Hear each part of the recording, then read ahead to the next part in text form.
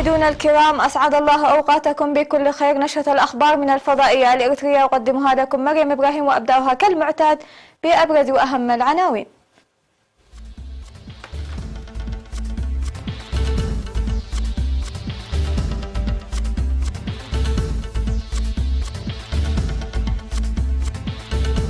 إحياء يوم الشهداء في الأقاليم.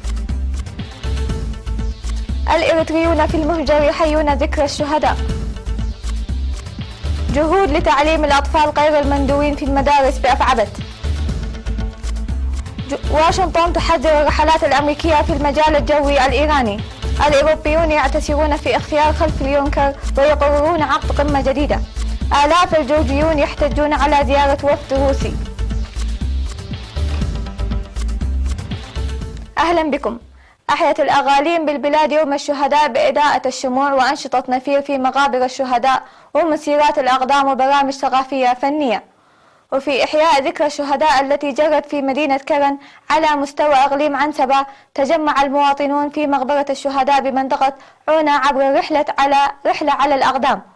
وقال حاكم إقليم عنسبة السيد علي محمود في المناسبة أن يوم الشهداء مناسبة لمسألة الذات في التقديم المحرز لتنفيذ أمانة الشهداء وتجديد العهد للعمل المضاعف. وتم في المناسبة نقل وفاة 5 شهداء استشهدوا من أجل الاستقلال عامي 1983 و 1988 في منطقة جوفا إلى مقبرة الشهداء. وفي الاحتفال الذي جرى في مدينة جندة على مستوى إقليم شمال البحر الأحمر، توجه المناضلون والسكان إلى دفاعات الجيش الشعبي لتحرير إريتريا، حيث قدم المناضلون شرحا للمواطنين حول معارك الاستنزاف الضارية التي خيضت، وتركيب لوحة في أماكن البطولات. وفي 20 من يونيو قامت سكان وعمال المؤسسات الحكومية في مدينة مسوع برحلة أقدام إلى مقبرة الشهداء، يتقدمهم قائد القيادة الشرقية وقائد القوات البحرية اللواء حمد كاري كاري. وألقى حاكم إقليم شمال البحر الأحمر العميد تخلى لبسو كلمة بالمناسبة. وفي بارنتو أحيا إقليم القاش بركة يوم الشهداء بمسيرة ومارشات عسكرية وموسيقية إلى مقبرة الشهداء. ووضع حاكم إقليم السيد في السهية هايلي وقائد قيادة القربية العميد تخلى كفلاي ورئيس المجلس الشعبي السيد عثمان محمد علي أكاليل الزهور على مقبرة الشهداء. وفي إحياء الأقاليم الجنوبية يوم الشهداء بمدينة مندفرة نظم برنامج اشتمل على التشجير وأنشطة نزافة ومسير شموع ومسير أقدام بمشاركة حاكم الإقليم السيد إفريم جبر كوستوس وسكرتيرة الجبهة الشعبية للديمقراطية والعدالة السيدة أمتي نجوسي ومسؤولون آخرون. واختتم برنامج تبادل التجارب في موقع براخ التاريخي. وأحيا إقليم جنوب البحر الأحمر يوم الشهداء في مدينة عسب، حيث قام حاكم الإقليم السفير محمد سعيد منتاي وقادة الجيش ومسؤولون والسكان بمسيرة أقدام. سحبت المارشات الموسيقية والعسكرية إلى مقبرة الشهداء التي تبعد مسافة 10 كيلومتر إلى شمال من عسب، وتنظيم فعاليات ثقافية وفنية تعكس المناسبة. أحيا الإريتريون المقيمون في بريطانيا والولايات المتحدة الأمريكية وكندا وقطر 20 من يونيو يوم الشهداء. وأحيت الجاليات الإريترية في مدن لندن وبرمنغهام ومانشستر ونيوكاسل وليفربول وليدس وشيفيلد ونوتنغهام وكوفنتري البريطانية يوم الشهداء بمناشدة تجدد العهد لتنفيذ أمانة الشهداء. وفي إحياء ذكرى الشهداء في لندن بحضور آلاف المواطنين وأصدقاء إريتريا الأجانب. قال سفير إريتريا في بريطانيا وإيرلندا الشمالية السيد استيفانوس هابتماريام أن استقلالنا وسيادتنا وسلامنا واستقرارنا ووحدتنا ثمرة تضحيات الشهداء. وشدد بأن تنفيذ الأمانة ورعاية أسرهم واجب وطني. وأحيا الإريتريون في جراند رابيدس ميشيغان الأمريكية يوم الشهداء بقرص شتول للشهيد. وتبرعوا بمبلغ $2700 لإعالة أسر الشهداء. وأحيت الجالية الإريترية في قطر يوم الشهداء وقدمت 1350 ريال قطري لتنمية صندوق أمانة الشهداء. وقال السفير علي إبراهيم في المناسبة أن تعزيز المساهمة في برنامج التنمية وتقوية الوحدة تمجيد فعالي للشهداء. وأحيا الإريتريون في تورونتو وضواحيها بكندا يوم الشهداء بمسيرة أقدام وشموع وأنشطة ثقافية وتوريثية.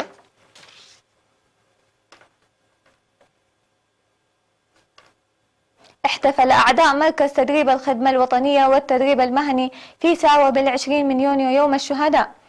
وتخللت المناسبة التي نظمت في 19 من يونيو بحضور معلمي وطلاب مركز التدريب المهني وأعضاء ورعاء الطلاب والعمال المدنيين مناشط فنية عكست مضمون المناسبة.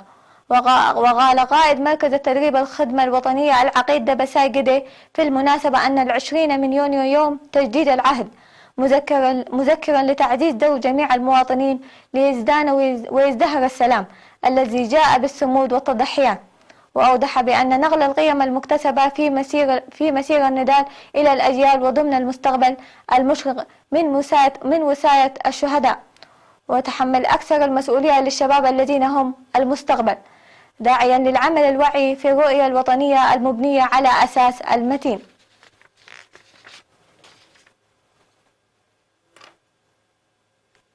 قدمت أكثر من 31 نقفة بتعاون إدارة مدينة عسب والتجارة ل11 أسرة شهيد محتاجة بمناسبة 20 من يونيو يوم الشهداء.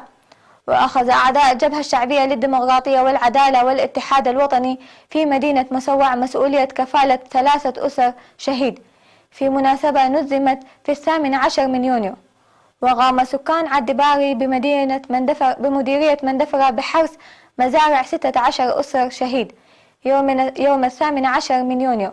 وجرت في مديرية بارونتو أنشطة تشجير جماعية في مقبرة الشهداء شارك فيها السكان وعمال المؤسسات الحكومية وأفراد قوات الدفاع. كما نظمت أنشطة مماثلة في مقبرة الشهداء في عدي وخالة بمشاركة السكان وعمال القطاع العام.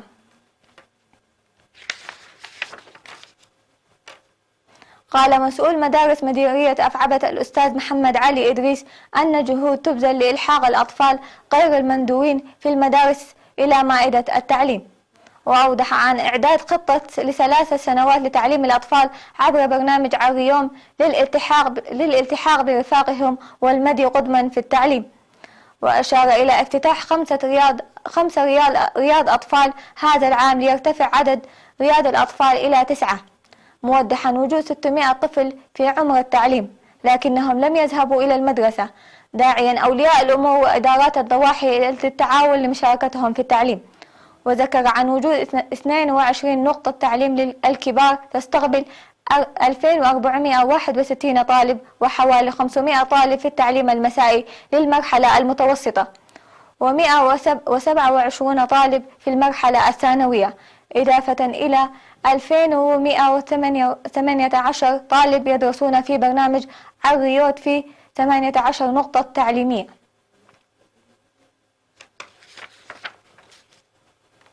تلقى 31 شابا دورة تدريبية في تقانة المعلومات ل3 أشهر في مركز قرفو للتدريب المهني بمدينة عسب. وذكر مسؤول الاتحاد الوطني للشباب والطلبة في إقليم جنوب البحر الأحمر السيد عثمان عبد القادر أن الدورة هدفت تطوير الشباب ومواكبة التقانة.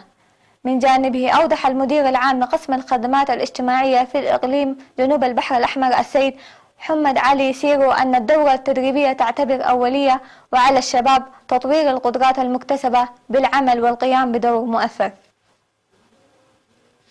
توفى في 19 من يونيو المناضل للرائد محمد نور محمد أحمد جراء مرض ألم به عن عمر بلغ 73 عاما. التحق المناضل محمد نور بقوات التحرير الشعبية عام 1975 وخدم قبل الاستقلال في القوات المقاتلة وجاز التسليح والشؤون الاجتماعية، وبعد الاستقلال في الشؤون الداخلية وخدمات السجون والإصلاحيات. وقد وري جثمانه الثري يوم أمس 20 من يونيو بمقبرة الشهداء بمسوع. وتعرب خدمات السجون والإصلاحيات عن بالغ حزنها لوفاة المناضل الرائد محمد نور محمد أحمد، وتقدم تعازيها لأسرته ورفاقه المناضلين وزملاء العمل.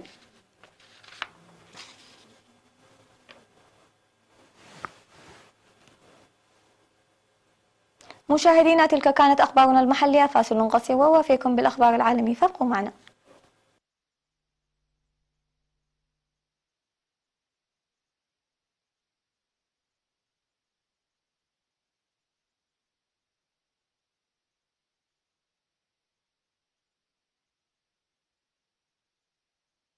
الرحلات الأمريكية في المجال الجوي الذي تسيطر عليه إيران. وذكرت إدارة الطيران الأمريكية أنها لا تزال قلقة من تساعد التوتر وأنشطة العسكرية بالقرب من مسارات جوية للطائرات المدنية.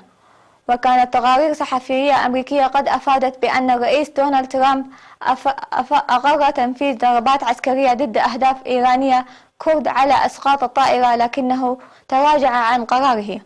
ونقل صحيفة نيويورك تايمز عن مسؤولين رفيعين في البيت الأبيض قولهم أنه كان مخططا أن تشمل الضربات بضعة أهداف إيرانية. وأشارت إلى أن دبلوماسيين ومسؤولين بارزين كانوا في انتظار الضربات بعد المشاورات المكثفة التي أجراها ترامب مع كبار مستشاري وأعضاء بارزين في الكونغرس في البيت الأبيض.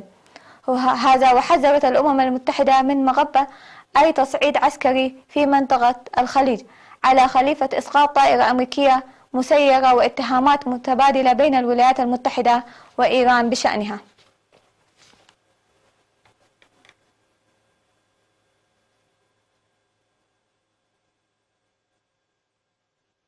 يلتقي قادة الاتحاد الأوروبي مرة أخرى نهاية الشهر الجاري بهدف التواصل إلى اتفاق بشأن المنصب العالي في التكتل، ومن ضمنها رئيس البنك المركزي، بعد أن أخفقوا في التواصل إلى اتفاق خلال المحادثات التي امتدت حتى الساعات الأولى من الصباح اليوم الجمعة.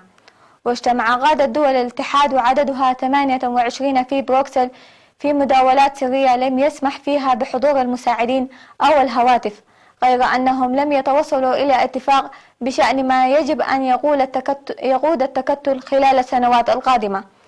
ولا يحزى المرشح الألماني مانفريد فيبر عن الحزب الشعبي الأوروبي اليميني والذي تدعمه ميركل بالدعم الفرنسي، وهو ما عقد حتى الآن إيجاد بديل للرئيس الحالي ينال ثقة القوتين الأولويين في الاتحاد الألماني وفرنسا، حيث يرفض الرئيس الفرنسي إيمانويل ماكرون ترشيحه. ويتعين على المرشح الذي سيخلف في الأول من نوفمبر الأكسمبرغي جان كلود يونكر أن يحصل على دعم 21 على الأقل من القادة الأوروبيين إلى 28، وعلى الغالبية 376 صوتا على الأقل في البرلمان المؤلف من 751 نائبا. تجمع الآلاف الجورجيين حول مبنى البرلمان في تبليسي وحصره وحاولوا اقتحامه قبل أن توقفهم الشرطة في احتجاج على ما قالوا أنه تدخل روسي في شؤون بلادهم الداخلية، واصفين روسيا بالمحتل ومطالبين حكومتهم بالاستقالة. الاحتجاج على شرارته إلقاء النائب الروسي سيرجي غافريلوف خطبة بلغته لأم على كرسي رئيس البرلمان. هذه المشاركة كانت ضمن إطار أعمال جماعية برلمانية الدولية الأرثوذكسية. وتهيمن العلاقات مع روسيا على السياسة الداخلية لجورجيا، حيث تتهم المعارضة حزب الحاكم بأنه غير حازم كفاية في مواجهة موسكو، وتطالب المعارضة في البرلمان باستقالة رئيس وزير الداخلية ورئيس جهاز أمن الدولة بسبب هذه الزيارة. قال روبرتو أزيفيدو المدير العام لمنظمة التجارة العالمية أن اجتماع قادة العالم في اليابان الأسبوع القادم يجب أن يأخذ إجراء حقيقي بشأن التجارة، ولا يكتفي بتجديد الدعوة إلى خفض التوتر التجاري.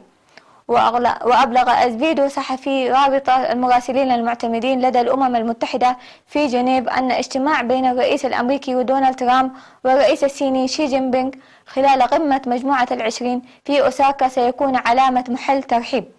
ويتحول تركيز المستثمرين حاليا إلى هذا الاجتماع الذي يعقد في اليابان الأسبوع القادم مع آمال بأن يضع المفاوضات مجددا على مسار خفض تصاعيد الحرب التجارية. وقال ترامب أنه سيقرر ما إذا كان سينفذ تهديده بفرض رسوم جمركية على صلع صيني بقيمة لا تقل عن 300 مليار دولار بعد الاجتماع. مشاهدينا، وصلت معكم لنشرتنا لهذه الفترة، لكم تحياتي وإلى اللقاء.